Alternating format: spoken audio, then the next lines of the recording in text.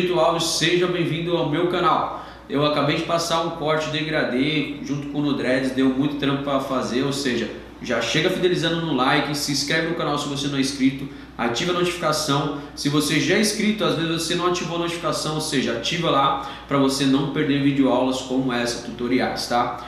Cara, fideliza no like, comenta o que você achou aqui embaixo e fica com Deus. Ó, outra coisa, passando para dar um recado, todo esse maquinário que eu utilizei você encontra lá na amebaba.com.br. Vou deixar aqui o link na descrição para você comprar os materiais lá na Amebaba, tá bom? Tamo junto e até o próximo vídeo.